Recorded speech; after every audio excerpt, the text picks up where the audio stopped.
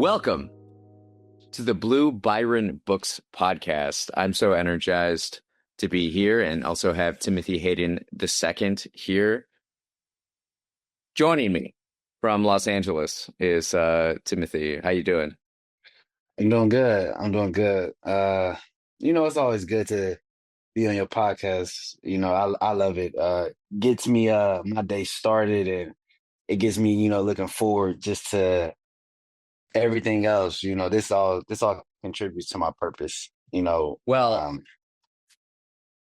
this is actually a different podcast. You've been on Rich Conversations. This is the Blue Byron Books, which this is like episode 3. So we don't know what's going to happen yet. But I thought, what better guest to have on than my co-author of 4 books. This is our 2 Views, 1 Vision philosophy series that we completed last year. How does it feel to be a 4-time author? Man, it really feels good. Like, it feels meaningful. Like, I feel like this internal self-gratification, like the fact that, and I seen one of your clips yesterday, right? Of you talking about it. And it dawned on me, like, when I got out of prison, I literally set goals to become a published author, right? And it's just fascinating how things turned out where, as soon as I got to this program, as soon as I got out, we just hit the ground running. Like these books that we had, these were years in the making, and literally were years in the making. And the fact that we stayed focused on the vision that we just naturally had and was able to execute, like, to me, like, it's just, it feels self-fulfilling. So, like, even through all just the mental pains of going through, like, just the whole writing and, making sure we meet the deadlines and everything, like, it just, for me personally, like, it feels good because I've actually took something that I truly wanted to do, like, I genuinely wanted to do, and I made that manifest, and I'm proud of us, but on a personal level, I'm proud of myself because, all this is new. Yeah. All this is new. So it's like, it just really, it really feels good. It really feels good. Why don't we back up a bit and share with listeners and watchers how our relationship began, and like kind of like you did in the series where you gave the introduction. Why don't you introduce our relationship and how it happened? Okay, so, I'm corresponding with a friend and just letting her know a little bit about myself at the time. And one thing led to another where, I tell her, hey, I just finished my first draft for one of my books I was personally working on. And, for her to tell me, oh, I know a friend that has written books and has a podcast, and, telling me about Richard. And just from right there, like, just, hey, if it's okay with him, give him my info, tell him to write me, we could just start talking. And immediately, like, you just wrote me, you send me a letter. And then from right there, and this is in 2020, and all the way until, I get out in 2025, it's like, that's a 5 years of consistently, like, writing each other, about just, mindsets and personal experiences and just curiosity, especially you going into when you were homeless, and me just sharing with you, like, what led me to going to prison, and, just my background before prison and everything. Like, through the course of 5 years, man, we developed, I would say, a genuine friendship, Yeah. and just for you too, like, just while I was in prison in the cells, just sending me certain books that I would say, like, uplifted my spirit and just kept me going. Yeah. It felt like that was that was what I needed. I truly needed that. Um, yeah, just being in that cell, going through everything I was going through, it was man, it was necessary. It was necessary. And just the friendship that you being who you are, like I would say like, man, I feel honored, just to really have met a person like you. Well, same right back at you. Pretty crazy. Isn't that crazy? We wrote handwritten letters to each other over 5 years, and then you get out of prison, and we're just like, let's go, baby. And then we wrote 4 books together, which are kind of similar in structure. For those listening and watching, we picked a subject, and a lot of it has to do. Well, we have core values and beliefs, right? So this is book 1. Book 2 is humanity and society. So these are we would get questions, and each of us would respond to one. And it's sort of similar to like how we wrote letters, where we're just kind of like sharing what's going on in our life, but also picking each other's brains a little bit and perspective, because we find value in that, and find, approaching the world with an open mind, we can learn a lot more through that. Book 3 was self-growth. And lastly, book 4, mind and consciousness. So we had questions, and we started off book 1 with 7 questions each, to where, kind of like in life, we step up every time. So book 2 is 8 questions each, then 9 questions each, and then lastly 10 questions. And that was cool. That was really fun. What was Nah, I what wanted was to say, your yeah, go ahead. nah, that was like just the whole, we starting with each book, we go up a question. Like, I like that because that was like, that was challenging in a way for me. And, but also it was forcing growth. It wasn't like just staying at a limit, like, we stay at 7 questions and just leave it like that. Like, okay, for the next one, we're gonna go 8. Is that was like, even working out in a way, if I'm doing pull-ups, if all I'm doing is 10 pull-ups, then for the next time I want to do 11. And then if I get to 11, okay, for the next time I want to do 12, because now something like that, we probably, even when we plan on making more books, it's like, and especially something like that that's philosophical, we can go up to 20 questions of real, like, deep questions. And it's like, that'll be something like so like outstanding. Like, we worked our way up to 20, like where we started off at 7.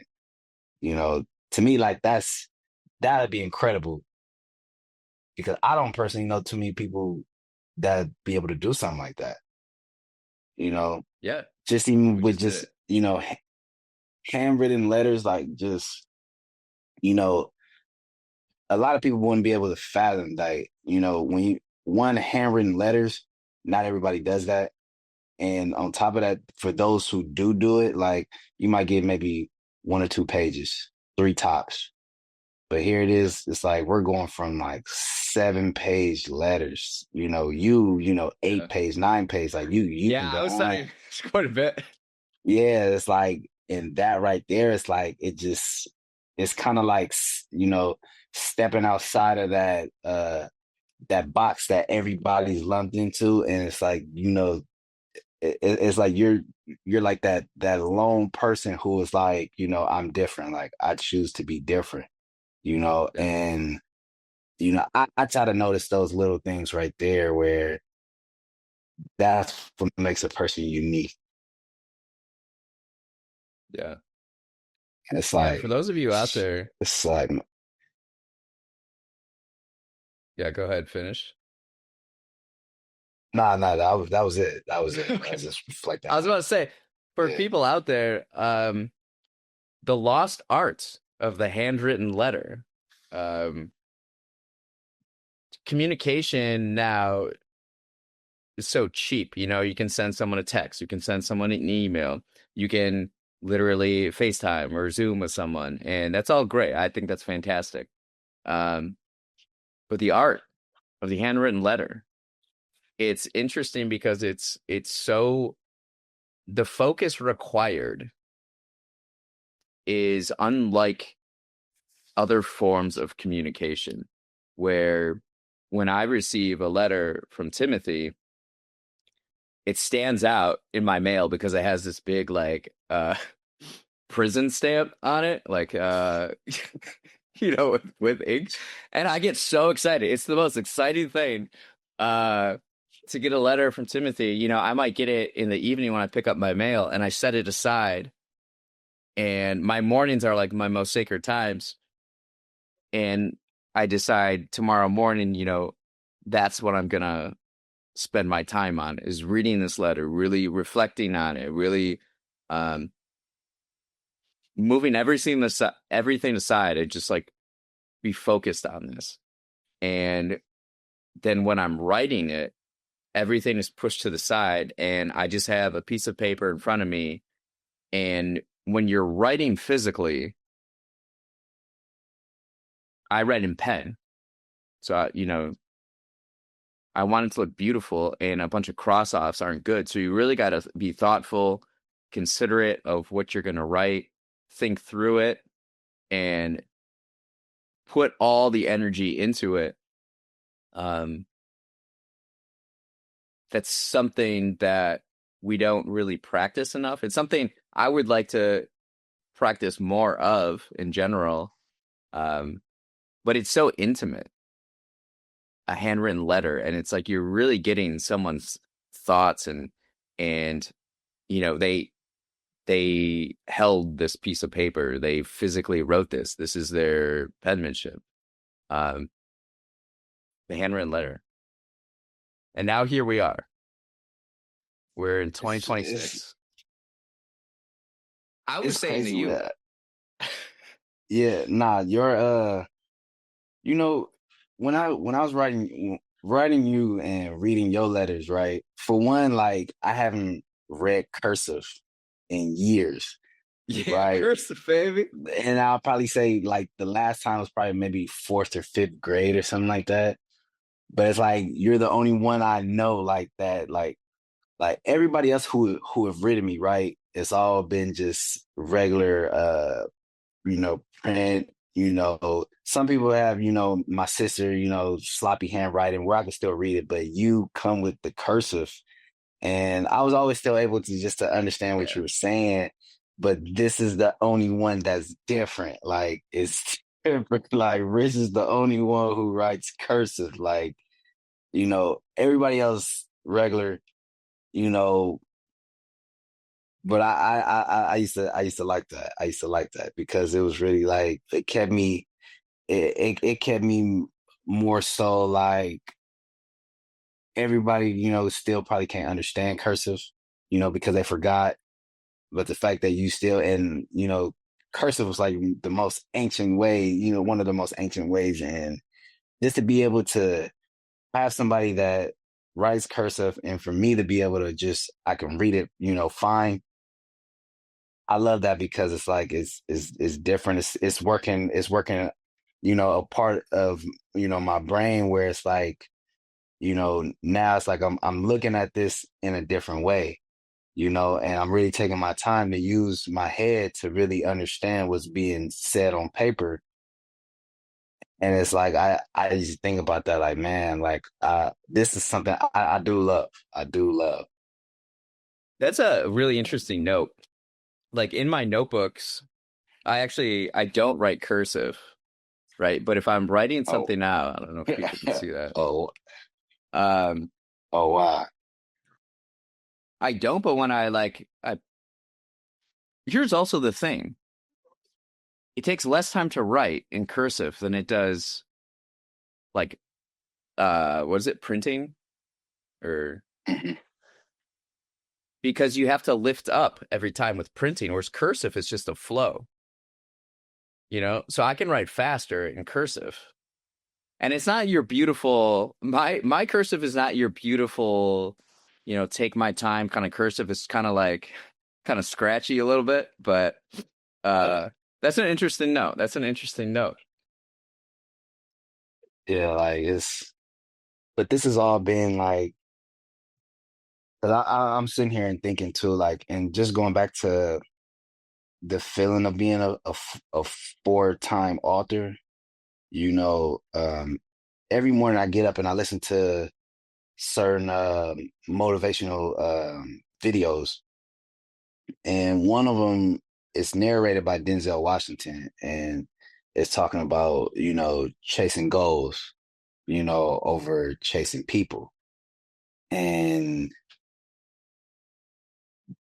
contributing just to the Blue Byron books, what we're trying to build here. And, you know, there's no telling how this will look 5 years down the line, but to set goals and to really focus on these goals and chase this aim that, we're trying to achieve. It's like the fact that I know slowly every day we're moving forward towards, and the ultimate picture, right?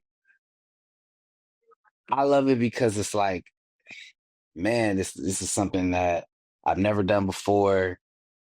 Things I've done in the past where I explained to you in letters where, I was into sports, but I didn't take it serious, and, I always played around and this and that. But for this right here that I take so serious, where like I put before close family members and friends, because this right here is also, you know, being instilled into my character of just the persistence, the resilience, of everything that comes along with this process. It's like I love it because this is all new. And I'm, every day, we discover ourselves. We don't completely know ourselves, but every day, as I see, like, this is this has always been a this has always been something for me. It's just I never before, like, I never knew like what it was that I actually like until now. Like, being in prison and sitting with myself and just trying out a lot of things and really seeing like, this is something I do like.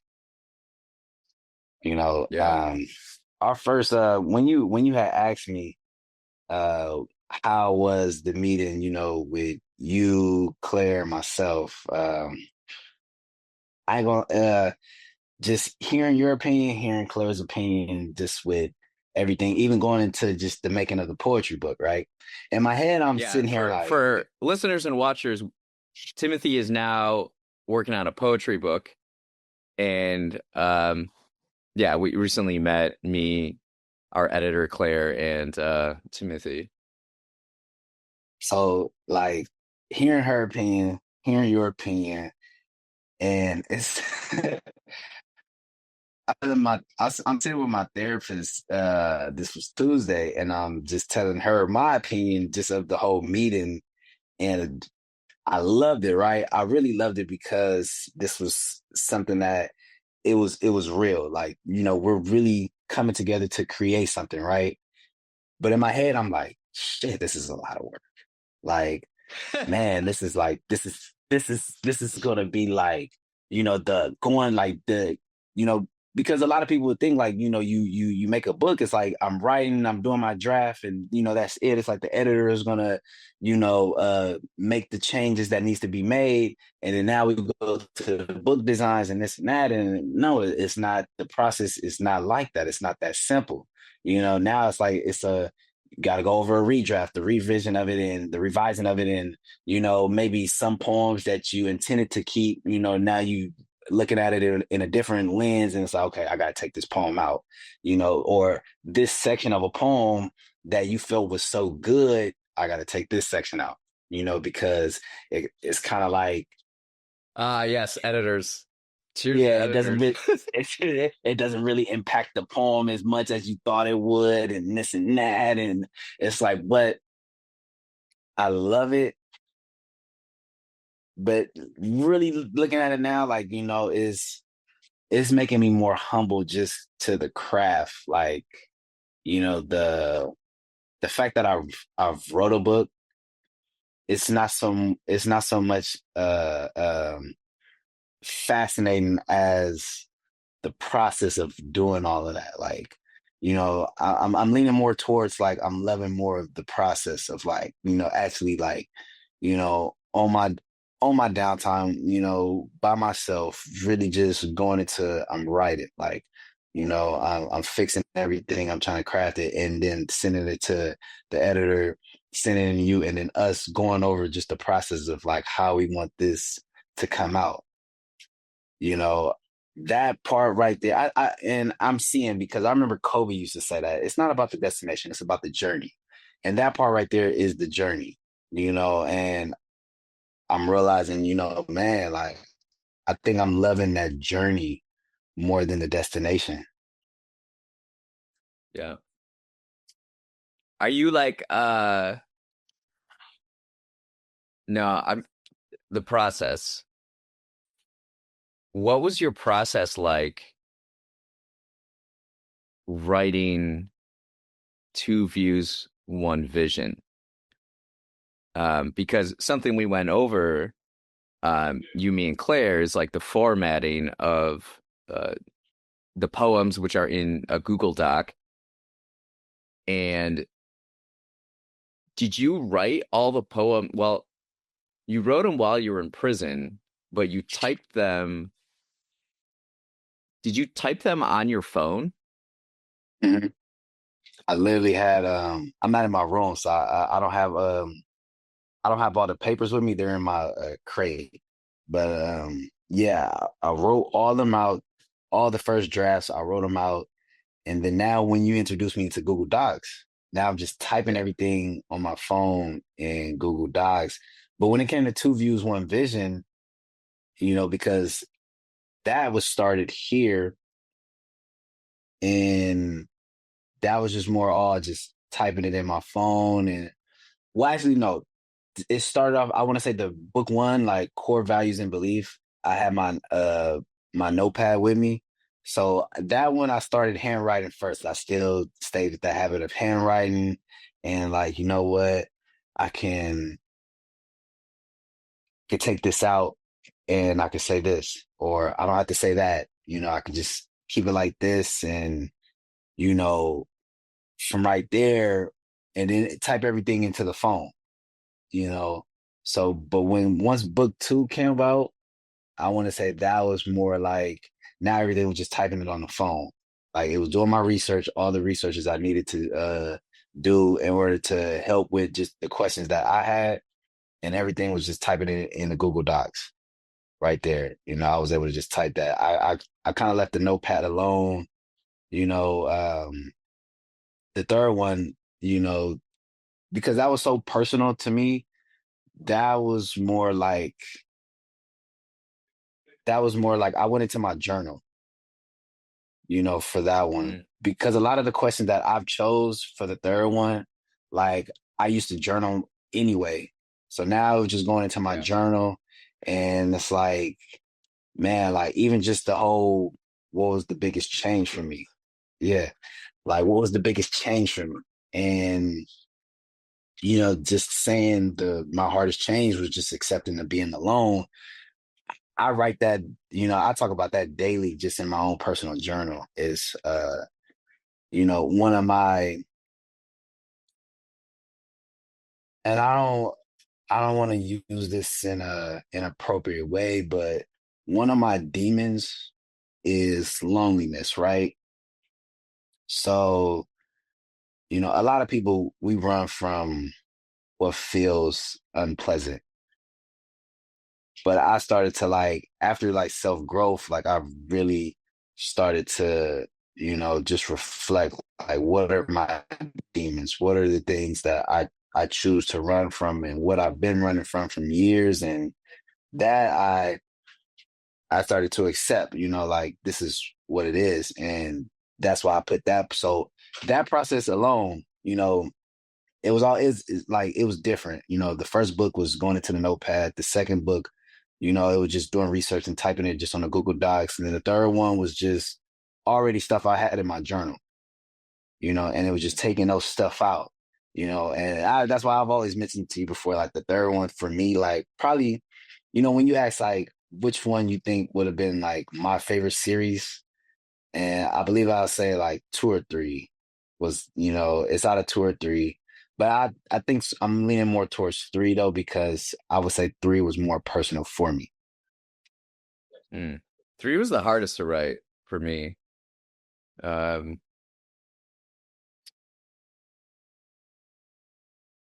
well, going back, so where Timothy is right now is outside the computer room, because something we discussed in our last session was there's like a um not misunderstanding, not really miscommunication. There's like a Timothy is always viewing his poetry book from his phone, and Claire and I are viewing it from a desktop computer, a laptop, and the formatting is going to be different on there. So we wanted Timothy to look at a computer so he could see what we were talking about with these, to iron out these kind of differences or uh overlapping or whatever.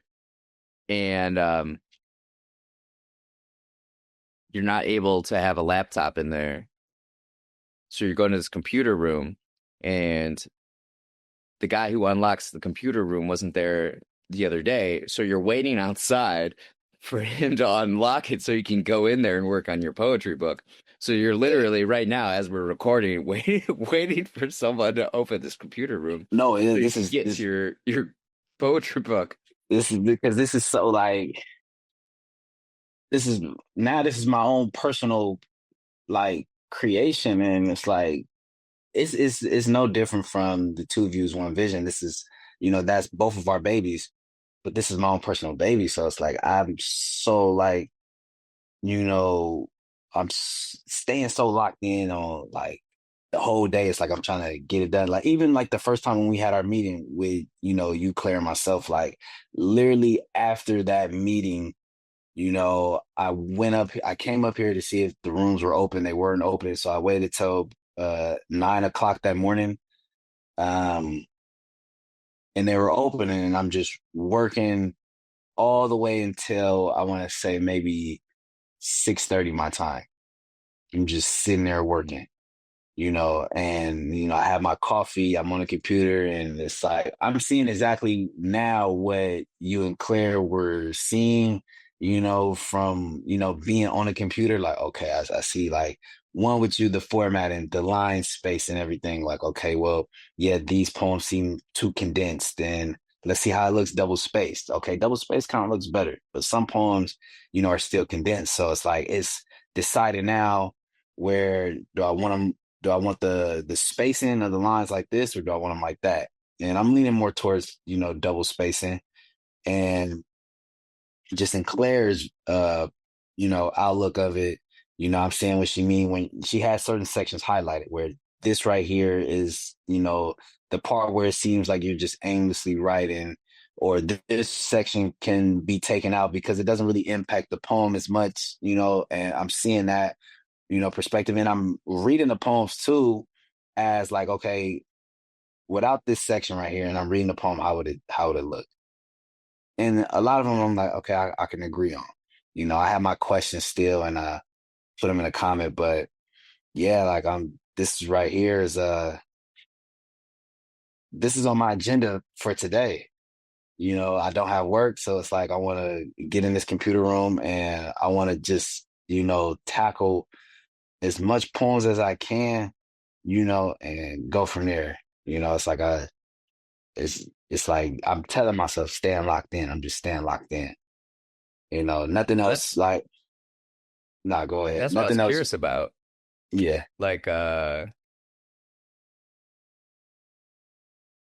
we stepped away from the session and it's like, oh, okay, you don't have access. Um,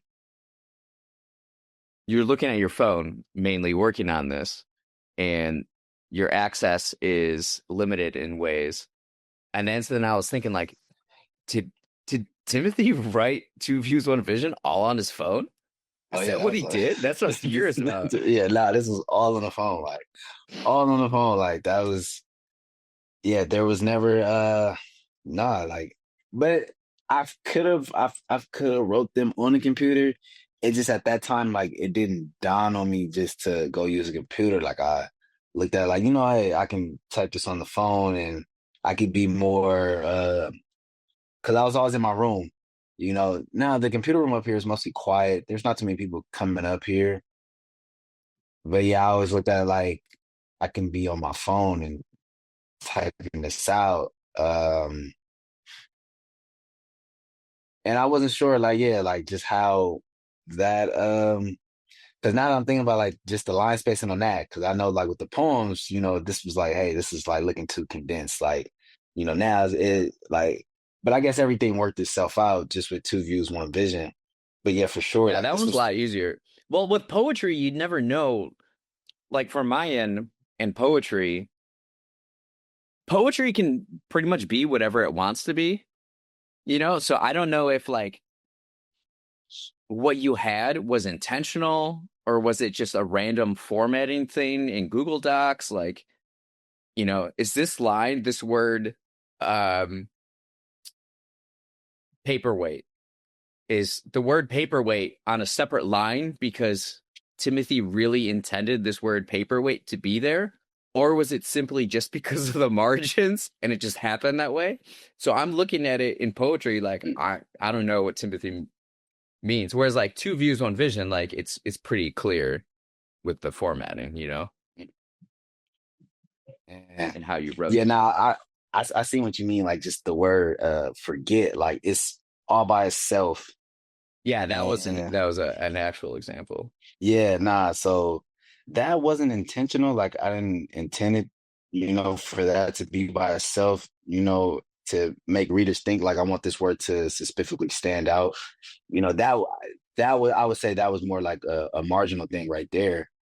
And yeah, it is different. I see like typing it on the phone versus like, desktop computer or laptop, yeah, it's totally different. Like because now you see exactly like really have to work with versus the phone. It's like you just, you going off of just that small margin of, everything that can just fit on this phone. And yeah, it's a whole different. So but I love it because now it gives me that experience of okay, for my next poetry book, which I'm already gonna have my laptop in here. Like I'll be done with here in May. So the next one for sure I'll have my laptop and just working from there, like, moving forward, any work that, we do or I'm doing, myself is,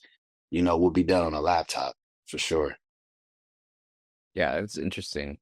My process is quite different than yours. Like writing two views, one vision. I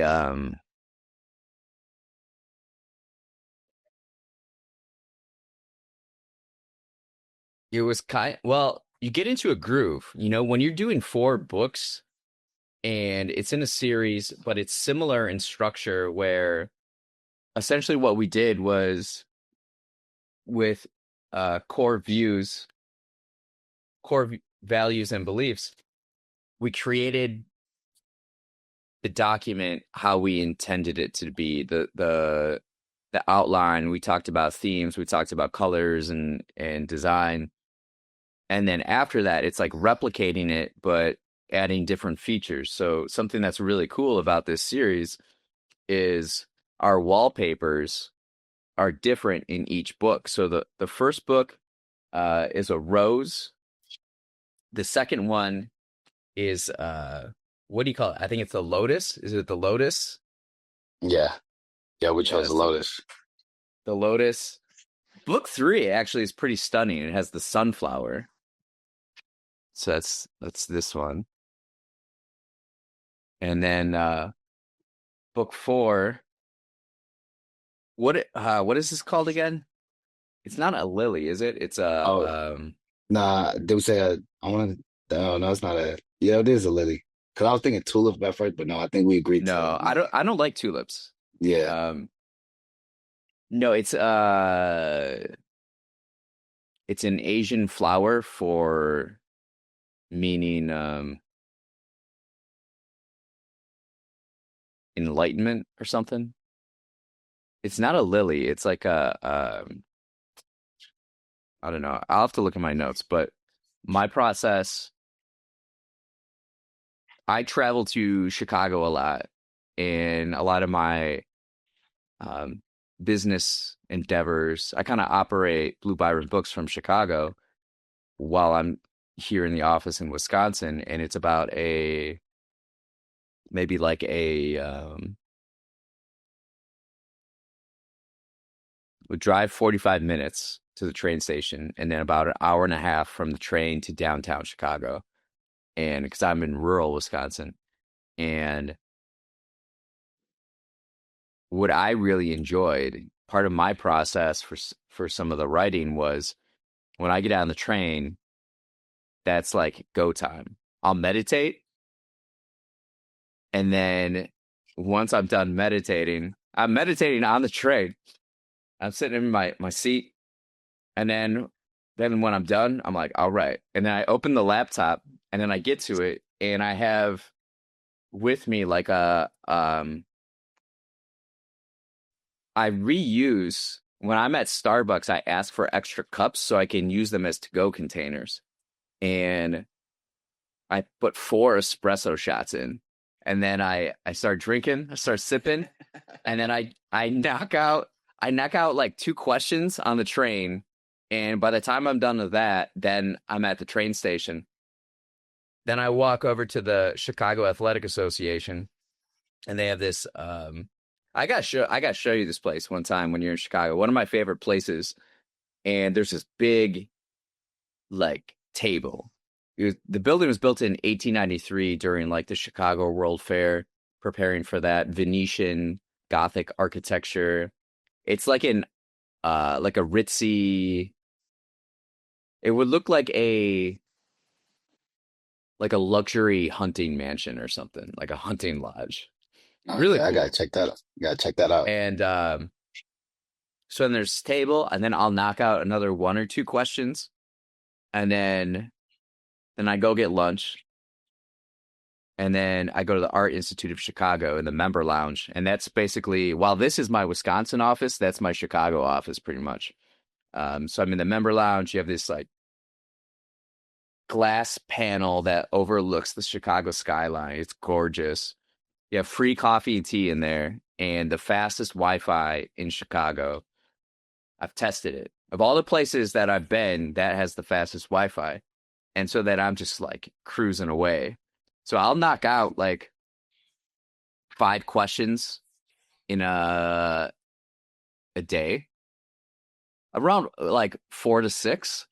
And then the other times I'm like here in the office. Like I make a lot of progress with that. And something that was consistent during this book series was Timothy would finish before me, like way before me. You would finish. And then I got to like catch up to meet the deadline. And so I just, uh, there's a lot of moving parts and things that I'm working on, um, and things going on with Blue Byron Books that I really learned a lot about focus and the ability to like set time aside and only focus on one thing. And that one thing, that's all that's going on. And the most difficult thing is not necessarily the writing of it, it's the designing a time and framework to allow that space. So sometimes it would be like here, and I would come here on a Sunday for 3 hours, block out 3 hours, and then just finish my writing, you know. Um, that was kind of my process, writing it on my laptop. Chicago. I think my favorite book in the series is Humanity and Society. Like I asked you what your favorite was so that we could like feature that book more on the website. And I think we agree that Humanity and Society is good. There's some good stuff in there. I was really proud of that one. I think that was the most fun for me because I remember this came out. Is this August?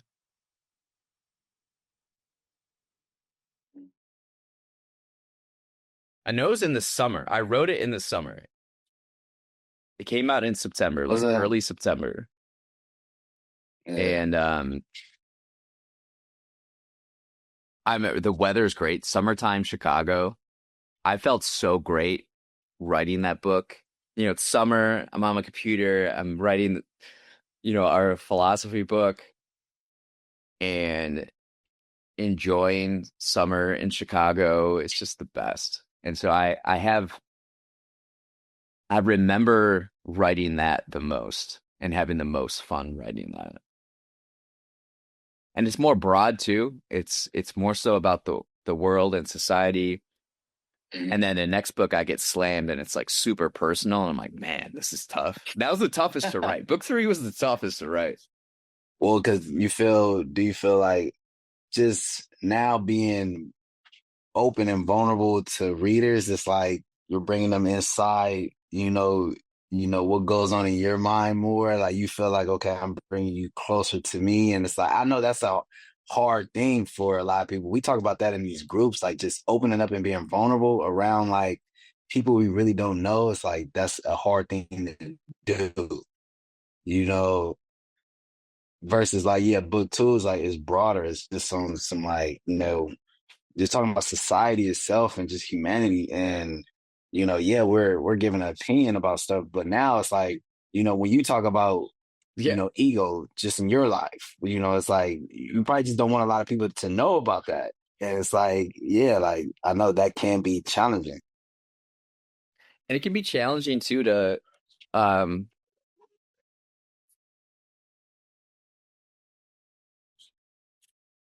like think through it and process it. So I have some of the questions here like um I notice in my writing too there's some overlap and re-emphasis on some points like my near death experience jumping from a burning tractor and then wanting to live a better life, not really knowing how to do it, but I started reading books again and started taking small steps and reading actually Sacred Hoops. Sacred Hoops is probably in every single book in our series. I keep it right here at my desk in the office. Um, Understanding the role of awareness and meditation in application, because a lot of these terms, we can often have the imagery provoke imagery of some kind of like foreign, abstract, wooey kind of thing. But Phil Jackson, who was a basketball coach, applied these techniques and principles into his basketball teams, and they just won all the time in championships. So it was like, I'm just going to do that. Whatever they did, I'm going to do it because it works. And then I have in life, and that kind of story, that kind of discussion comes up in every book. So for self-growth, it was pretty easy for some of these questions of like, what role does ego play in your daily life? Um,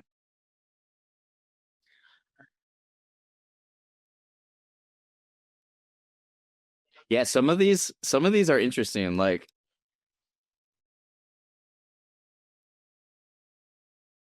what role does curiosity play in your life? That was pretty easy for me to answer. Um, the burnout thing question, when no one's watching, that one's interesting. How do you know when you've outgrown a place, person, idea? That one's interesting. Self-love look like in practice.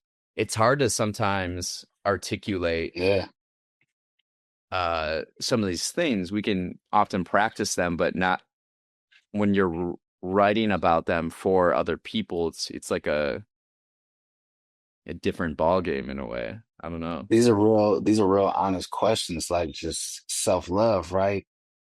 How many people think about, what does self-love look like in their lives? Because a lot of us are so focused on just the, external of what's going on outside of us. It's like, you know, we want to love everything outside of ourselves before we truly love before we truly love ourselves. And it's like to ask that question, like, what does self-love look like? You know, and to just talk about that, like that is a real, you know, that's a real vulnerable thing. I remember you were telling me, and I do this too a lot where I'm always in private time, I'm on myself, and it's like not so much belittling myself, but just, when I criticize myself, it can get to a way to where it seems like I'm tearing myself down, and I'm not so much, showing love for myself and looking at all the small accomplishments I've achieved over the years. And it's like I'm just being hard on myself so much. And it's Yeah. like, to be honest, open with a reader about that, you know, that takes, and why I say book three for me is it was personal and it's really my favorite because it just, I feel like it takes bravery to, you know, be so where I'm at in my life now, where I'm so secure with myself, where I can open up a lot, about personal matters with anybody. It You are good just, about that. You are mm, I admire people who write poetry because I find poetry to just be like you're just you're just like putting yourself out there, and yeah, there's like a rawness to it that I really admire. And you're very open uh yeah. in Thank general, and me, I'm kind of like, do I say this? Do I not say this? you. Yeah, nah, that's I can't say that was what prison developed, and just being in a lot of groups in prison, you kind of, and not to say everybody is like that, you still have dudes who are hesitant to share certain things, because of how they may be viewed or, judged by the next person. And, you have a lot of people in here that use that vulnerability as a weapon, to do whatever they can to get something out of the next person, whereas me is like, I'm just accepting of who I am and, the person I'm trying to become, moving forward is, I envision like this very strong person, a leader type. So in order for me to get there, it starts with one just being, having that courage to open up. People ask me anything and it's like I'm not afraid to share it with you. People ask me what you went to prison for, what led up, you going to prison and what was, your mindset at the time of, committing robberies and stuff like that. And, I'm not afraid to share my childhood and everything that led up because I worked on that for years, and I've come to understand and accept like this is what it was and this what it is. And, at the end of the day, how you view me is how you view me. It's like good or bad, and just the simple fact of being a convicted felon, people look at it as bad. Some people look at it as, okay, that's just who he was, that's not who he is now, and this and that. So I accept it always, but I'm always going to stay secure with myself, just to open up. Like if you ask me what's a fear of mine, I'm not afraid now to say, I used to fear, abandonment, feeling rejected, feeling ignored or something like that. I'm not afraid to open up about that. So yeah, You're pretty things that are transparent in the Two Views, One Vision series. You're pretty transparent with that stuff too, which is interesting to yeah, read, you know? yeah. So it's all like, yeah, nah, that's why I say for me, book three was like probably is my favorite. It was because it was really personal. It was very Yeah. personal for me. Nice. Well, it's been great chatting with you as always. Appreciate you being one of our first guests on the podcast, of course. The Blue Byron Books podcast. I got to start getting used to saying that now. I'm so used to saying, "Oh, this is the Rich Conversations podcast." You know? It's a different podcast, man. Yeah, it's interesting. I love being just a part of this, like with both, but even with Blue Byron books, like I love being a part of that because this right here, like we don't even know, like just years to come down, like how big this is going to be, and where we be able to look back, like man, this is where we started, and this is where we're at. And I know for me, it's really like I say, like just being a full-time author and being focused is self-fulfilling, but it's really going to feel self-fulfilling because it's like, man, like staying focused for years at a time on a vision and we achieve that Yeah. vision. Like it's, man, that's going to be powerful for me. I know personally for me, that's going to be powerful.